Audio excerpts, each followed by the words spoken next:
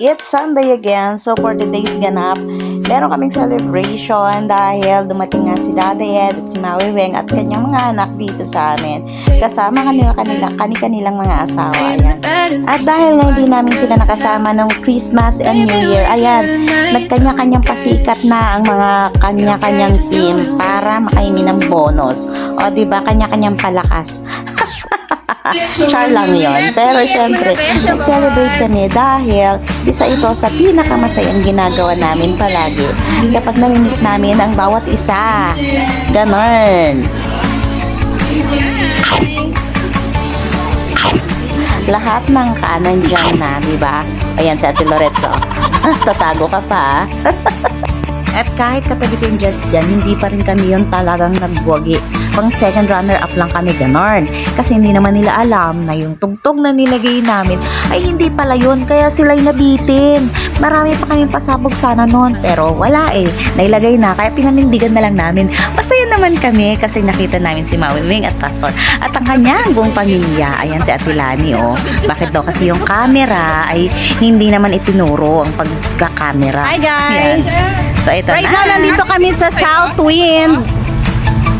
Hi! Shout out! Alam na. Bakit? Kanino to? Nakalagay sa... Kanino yan? Anan po, dito po tayo. Ayun, kapenyo po. Hindi tayo.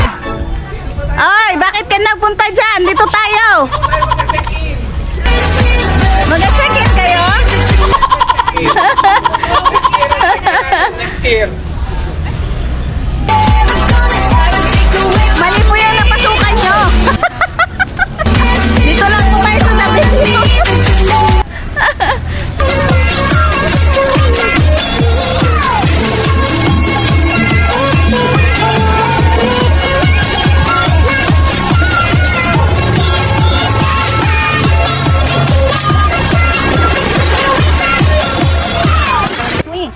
Nantay natin ano? Where are we?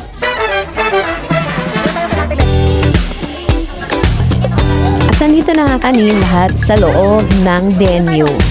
So ayan, hinanap ko na yung mga kasama ko dahil marami pa kaming pagchichikahan, pag-uusapan.